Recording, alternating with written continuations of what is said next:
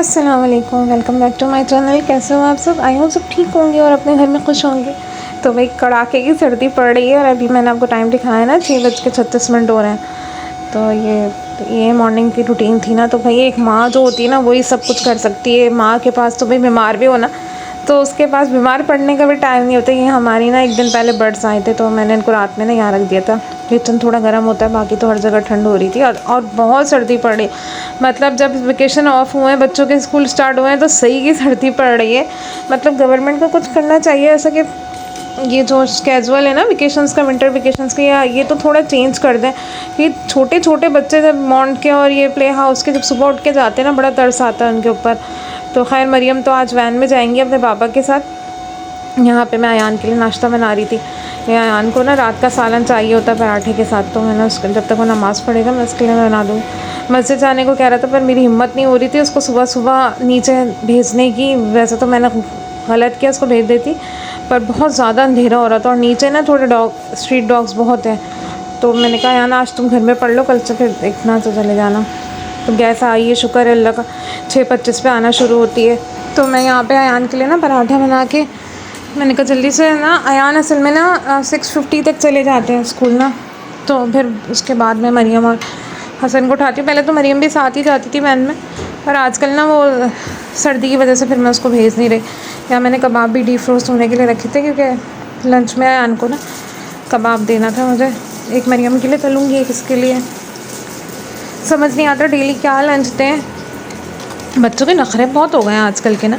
यहाँ मरियम की तबीयत भी सही नहीं थी, हफ्ते को उसको अचानक से वॉमिट और पता नहीं क्यों मेरा सांस फूल रहा है, इतना इग्नोर करिएगा।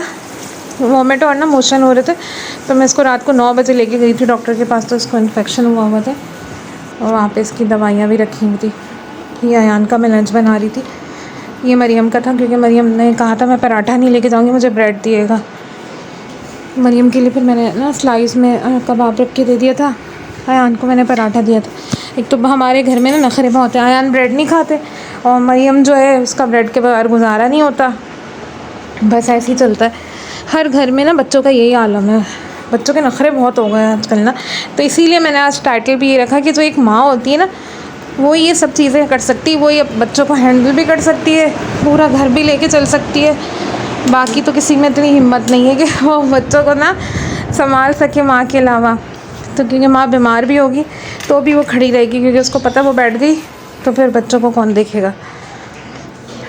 बस यहाँ पे अयान नाश्ता करके जा चुका था, तो मैंने कहा उसके बर्तन धोऊंगी, फिर मैं अयान उसको मरियम को और उनको उठाऊंगी। यहाँ मैं ऑमलेट बना रही थी हसन के लिए। हसन क्या है कि उसको अंडा पराठा लंच में लेके जाना है और वो भी पूरा अंडा नहीं खाता ना, हाफ़ अंडा वो बनवाता है, हाफ़ छोड़ देती हूँ। फिर जब इसके बाबा उठते हैं तो उनको फ्राई करके देती हूँ। बड़ी मुश्किल ज़िंदगी हो गई है। शादी से पहले मैं इतनी लापरवाह थी, मतलब मुझे कुछ होश नहीं था कि मैं नाश्ता भी कर रहे हैं या खाना खा लिया तो खा लिया ना, मुझे इतनी परवाह नहीं होती थी। अब जब खुद माँ बनी हूँ ना और जब माशाल्लाह से 3 बच्चे हो गए तो अब पता चला है।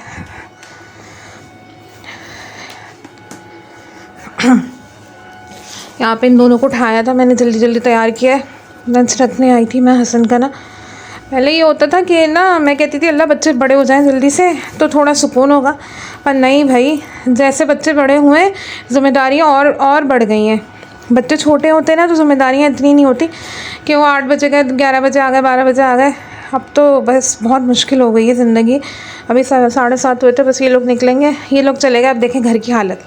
अब मैं दिखाती हूँ आपको रियलिटी, जो असल में सुबह का सीन होता है ना वो ये होता है घर का।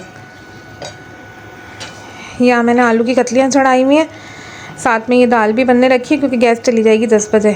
गैस मोहतरमा जो होती हैं वो 10 बजे जो गायब होती हैं, फिर दूसरे दिन सुबह 6 बजे आती हैं। तो जो बनाना है, जो करना है सुबह करना है। चावल होते हैं वो हाँ मैं सिलेंडर पे दोपहर में बनाती हूँ कि इतनी सुबह बना के रखूँगी तो ठंडे हो जाएंगे। या ये लोग अपने नाइट सूट उतार के फेंक कर गए, अब इनको जगह पर ठिकाने पर रखना है, मशीन भी लगानी है, कितने काम होते हैं।